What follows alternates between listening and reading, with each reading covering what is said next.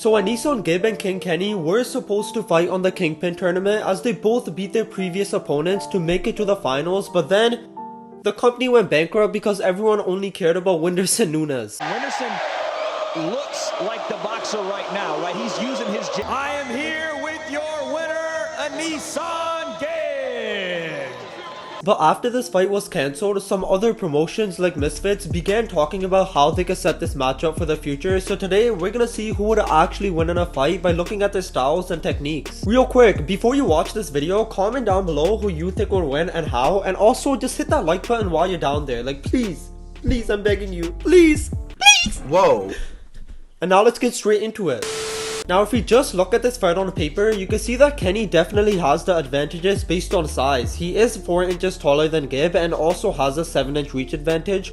But if we look at their records, Gibbs is way better, being 6-1 compared to Kenny's 4-3. And if we also compare their previous opponents, you can clearly see that Gib has, without a doubt, went up against harder competition than Kenny. I mean, my mate Nate looks like a high school kid that studies 15 hours a day and then gets mad when he receives a 90.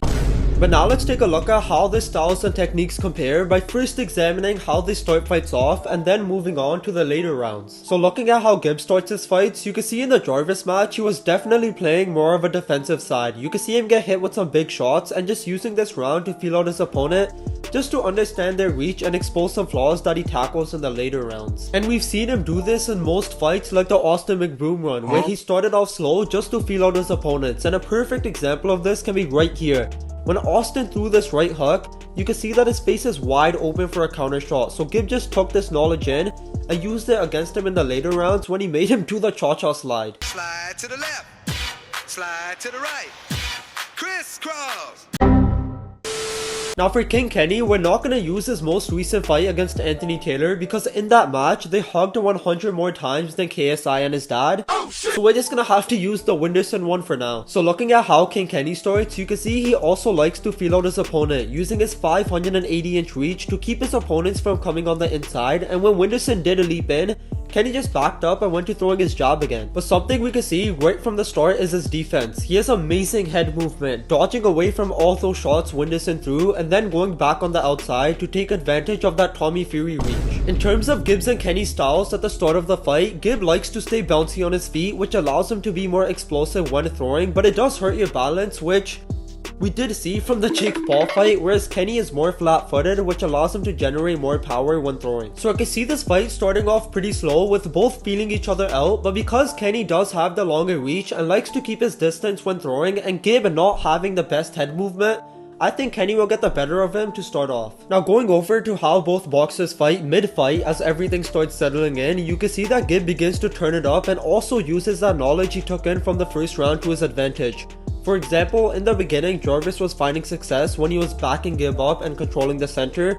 So here, Gib decided to apply more pressure and back Jarvis up to land some nice shots and also move away from the counter punch. He also started throwing some nice counter punches of his own, as you can see here. Jarvis went for the left hook, but Gibbs slipped away from it and threw a nice combination. Now we're gonna use the King Kenny vs Anthony Taylor match to see how Kenny fights in the later rounds, just because he was destroying Whindersson so hard that he wasn't really doing anything. So if we look at how Kenny fights after a few rounds went by, you can see he's basically doing the same thing as the beginning, backing up when Taylor comes in on the inside to keep his distance and throw his jab from a comfortable range, but he does get caught by a nice right hand there. And this just shows that Kenny doesn't have a fast enough reaction time to dodge those punches when you're explosively coming in.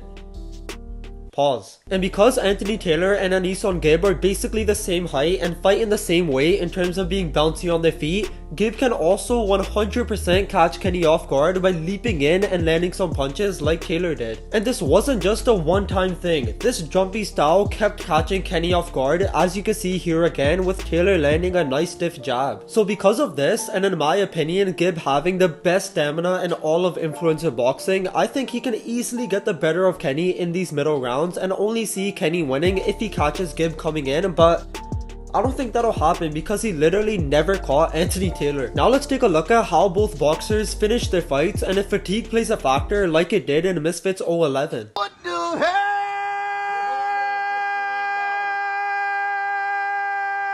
So starting off with Gib, I think we all knew he does not slow down whatsoever. If anything, he gets better, becoming more aggressive, controlling the center of the ring, still being bouncy on his feet, and increasing the volume of punches, throwing left and right hands and dodging anything Jarvis throws. And you can also see that all his punches still have that power, throwing stiff shots not only to the head but mixing it up and throwing some to the body as well. Moving on to how Kenny fights near the end, you could just tell that he kind of looks tired, not moving or pushing Taylor back to get out of the clinch, not throwing anything in the clinch, and just getting outworked by Taylor, who was moving around and finding his shots. And something to keep in mind is that Kenny was, without a doubt, losing this fight by a large margin and needed a knockout to win. So what he should have been doing is being really aggressive and just throwing bombs to hopefully knock him out, but in the entire last round, the only big shots he threw was the big right hook and then another big uppercut, but that was it. This shows that near the end of the fight, Gib looked like he's just getting started, whereas Kenny looked like Deji in the Vinny Hacker fight, meaning Gib will 100% win these rounds unless,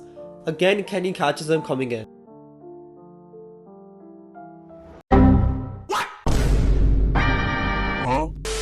So overall, I think if this fight was to happen, Kenny will probably find some success in the beginning, but then Gib will outwork him in the middle to later rounds and win on points. And like I said, the only way I see Kenny winning is if he catches Gib off guard when he's coming in and knocks him down or out. But after Gib experienced that type of loss to Jake Paul, I don't think he's gonna let that happen again. But comment down below who you think would win if Gib and Kenny were to fight and how, and make sure to like, subscribe, and hit that notification bell to never miss future videos.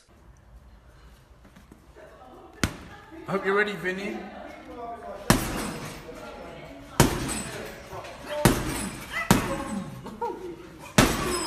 Two seconds later.